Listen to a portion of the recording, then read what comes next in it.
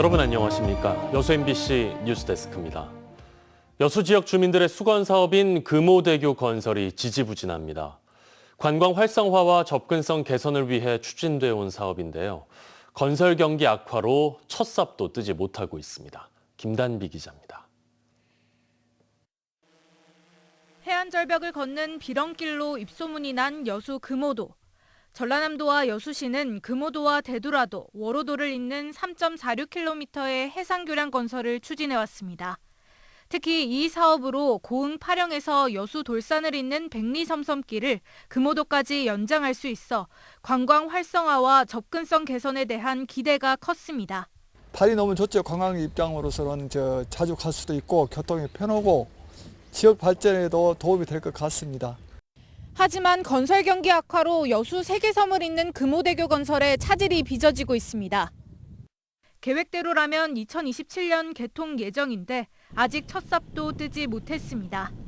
전라남도가 지난해부터 두 차례 턴키 방식의 입찰 공고를 냈지만 한 곳도 참여하지 않았습니다.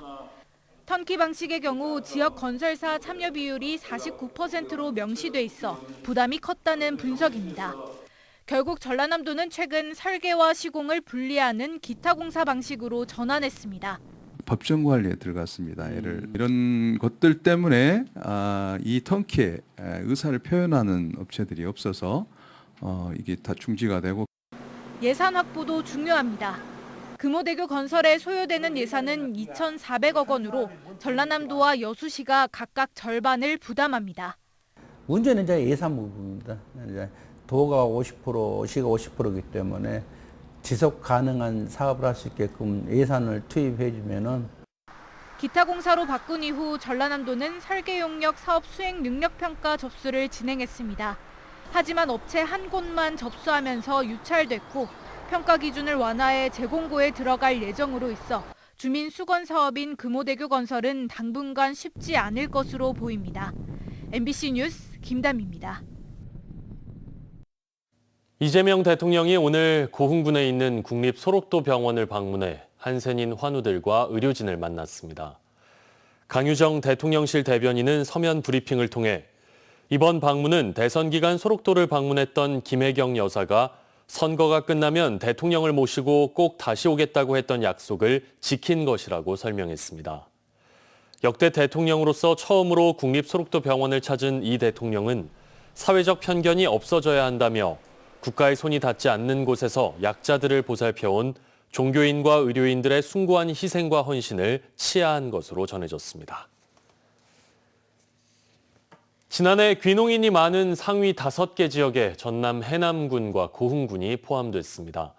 농림축산식품부와 해양수산부 등이 공동 발표한 2024년 귀농어 귀촌인 통계를 보면 귀농인 8,400여 명 가운데 해남으로 귀농한 사람이 123명, 고흥이 120명으로 경북 영천과 상주에 이어 전국 3, 4위를 차지했습니다. 한편 지난해 농업인이나 어업인이 되기 위해 농어촌으로 이주한 귀농 귀어인은 3년째 감소세를 보인 반면 귀촌인은 3년 만에 증가했습니다. 광양의 한 초등학교 운동장에 교실을 지으려던 공사가 시공사 부도로 멈춰서며 흉물로 남았습니다. 아이들은 체육활동 한 번 제대로 하지 못하고 있습니다. 최황지 기자가 보도합니다. 햇빛도 잘 들지 않는 건물 틈 사이 학생들이 공놀이에 한창입니다. 고작 20평 남짓한 공간에 수십 명이 몰리다 보니 서로 엉키거나 벽에 부딪히기 일쑤입니다. 4학년 때 여기서 피구하고 있었거든요. 피구하고 있었는데 움직이다가 여기 박아갖고 너무 좁아갖고 박았어요. 그 운동장은 다른 학교도 넓고 그러니까 놀기도 편한데 저희 학교는 운동장 아직 사용을 못하니까. 학생들이 있어야 할 운동장은 흉물이 됐습니다. 본관이 협소하고 낡아 운동장에 신축 교실을 짓기로 했지만 시공사 부도로 공사가 1년 이상 멈춘 겁니다. 아이들의 운동장이던 곳은 이렇게 거대한 가설에 둘러싸여 있고요. 현재 지금 공사까지 중단된 상태입니다. 이 학교는 전교생 740여 명으로 광양에서 학생 수가 가장 많습니다.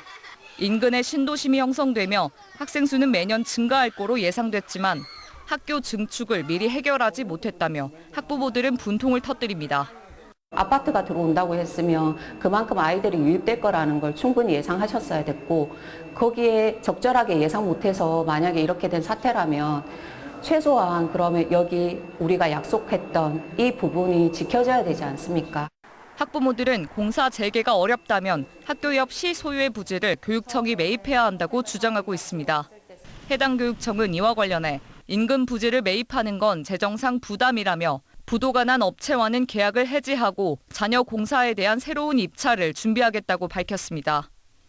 또 공사 입찰이 진행되면 설명회를 열어 학부모와 소통하겠다고도 말했습니다.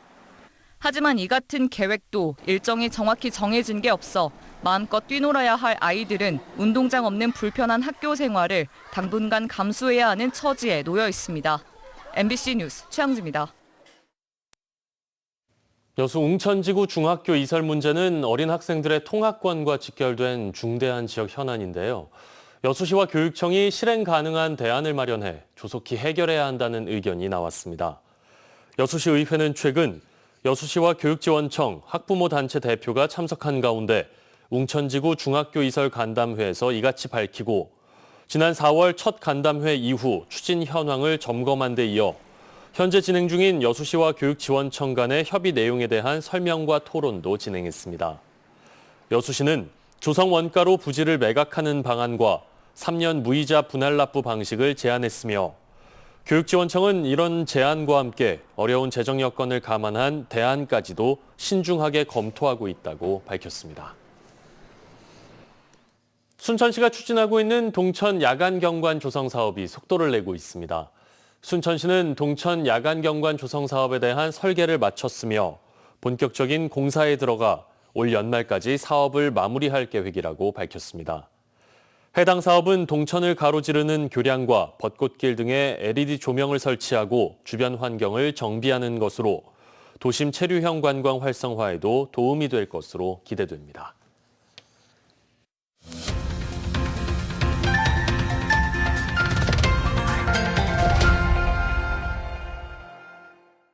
국립순천대학교가 올해로 개교 90주년을 맞아 지역사회와 접점을 늘려가고 있습니다. 이병훈 국립순천대학교 총장은 지역과 대학, 기업이 함께 성장하면서 도민의 바람인 국립의과대학 설립도 흔들림 없이 추진하겠다고 밝혔는데요. 데스크 인터뷰 유민호 기자입니다. 네, 총장님 안녕하세요. 안녕하세요. 네, 지난 5월 15일이 순천대학교 개교 90주년이었습니다. 좀 한 달 좀 넘게 시간이 흘렀는데 좀 차분한 분위기에서 개교 90주년에 대한 소감과 의미에 대해서 한 말씀 부탁드리겠습니다. 우리 국립순천대학교가 걸어온 90년은 우리 대학만의 역사가 아니라 지역과 세대가 함께 만들어온 공동의 유산이라고 생각합니다. 앞으로 100년 역시 역사성을 가진 이러한 소중한 스토리를 이어가고 확장하며 성장하는 시간이 되도록 최선을 다하겠습니다. 글로컬 대학 선정 소식을 이제 보도했던 게 진짜 얼마 안 된 것 같은데 벌써 사업 2년 차에 접어들었잖아요. 이 기간 동안 순천대학교가 이뤄낸 가장 큰 변화나 성과 같은 것들이 어떤 것들이 좀 있을까요? 교육의 유연성을 크게 높이는 등 학사 구조를 대대적으로 개편했던 점, 두 번째는 지산학 캠퍼스 구축을 통해서 학생들이 지역에서 일하고 배우며 정주할 수 있는 교육 기반을 실현했던 점이 들 수가 있습니다. 그리고 또 학생들 스스로가 굉장히 최근에 자긍심을 많이 느끼는 것 같습니다. 이렇듯 우리 국립순천대학교는 그야말로 변화를 말하는 데 그치지 않고 확장, 성장, 진화 컨셉으로 지속 가능한 그런 실행 구조를 만들어냈다는 점에서 아마 지방 국립대학 혁신의 어떤 새로운 이정표를 아마 세웠다고 그렇게 자부하고 있습니다. 또 하나 이제 우리 대학이 요즘 지역과 더 가까워졌다는 이야기를 들을 때가 참 기쁩니다. 우리 국립순천대학교는 단순히 교육기관을 넘어서 공공 플랫폼으로서 거듭나고 있습니다. 네, 이제 가장 많은 지역민들이 의대 신설 과연 어떻게 되냐 가장 궁금해하실 것 같아요. 이재명 정부가 출범하면서 전남 공공의대 또 이제 국립의대에서 좀 긍정적인 입장을 좀 밝혔는데 지금 국립순천대학교가 의대 신설 관련해서는 어떻게 준비하고 있는지 듣고 싶습니다. 정부가 바뀌었지만 순천대학교와 목포대 양 대학에서는 통합을 기반으로 한 전남 국립의과대학 신설이라는 기본 방향에는 변함이 없습니다. 지난 또 5월에는 순천대, 목포대, 전남도가 함께 통합의대 공동 준비위원회를 공식 출범시켰습니다. 이 위원회는 주로 정부, 국회, 또 의료계와의 정책 협의는 물론 또 유관기관과의 협력을 강화해서 체계적인 설립 기반을 마련하는 데 주력하고 있습니다. 앞으로 우리 국립순천대학교는 지역사와 함께 전남국립의대 설립이 국가적 의제가 되도록 책임 있게 그렇게 준비해 나가도록 하겠습니다. 마지막으로 남은 임기에 대한 각오를 좀 말씀 부탁드릴게요. 남은 임기 동안은 지금까지 이뤄냈던 어떤 그런 성과들을 더욱 공고히 하고 또 100년을 향한 지속 가능한 기반을 다지는 데 집중하겠습니다. 네, 오늘 말씀 잘 들었습니다. 감사합니다. 인구 감소와 경제 위축으로 청년층 인구가 급속하게 감소하고 있는 전남 서남권을 살려내기 위해 목포와 무안, 신안의 행정통합이 추진되고 있습니다. 하지만 번번이 실패하면서 성과를 내지 못하고 있는데요. 김윤 기자가 취재했습니다. 전남 서부권의 대표 도시인 목포시 그리고 동부권의 대표 도시인 순천시와 여수시 두 지역의 통합과 분열의 역사는 30년 전인 1995년으로 올라갑니다. 순천시와 승주구는 정부 시책으로 행정통합이 진행되던 1995년 1월 통합 순천시로 출범합니다. 1차 통합에 실패했던 여수시와 여천시, 여천군 등은 김대중 정부가 탄생한 그 다음인 1998년 통합을 이뤄냅니다. 순천과 여수시가 잇따라 통합되면서 전남의 도시 규모도 변화를 맞게 됩니다. 통합 이전인 1994년 기준으로 인구 규모 전남 제1의 도시였던 목포시는 3위의 도시로 추락하게 됩니다. 목포시와 무안군, 신안군을 하나로 묶는 행정통합은 무려 6차례에 걸쳐 시도됐지만 번번이 무산됩니다. 통합과 분열 지역의 30년 역사는 단지 인구뿐만 아니라 경제적 격차로 이어지면서 지역 간 심각한 불균형을 낳고 있습니다. 여수시의 지역 내 총 생산액 GRDP는 31조 원으로 목포시의 5배, 목포 무안 신안을 합한 11조보다 3배 가까이 높습니다. 목포시를 비롯한 무안반도는 이처럼 먹고 살 길이 막막해지면서 목포시의 인구가 조만간 20만 명이 붕괴될 것으로 예측되고 있습니다. 이러는 사이 인구의 고령화는 가속화되면서 신안군은 전국 최고 수준의 노령화 지수에 지역 소멸 위기 지역 최고 등급으로 전락했습니다.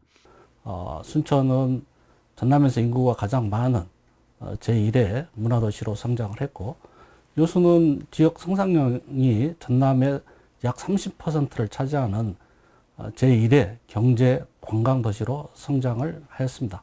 목포시와 무안군, 신안군 등 무안반도 통합은 30년 전 도시 경쟁력 문제에서 이제는 생존의 문제로 전환됐다는 진단이 나오고 있습니다.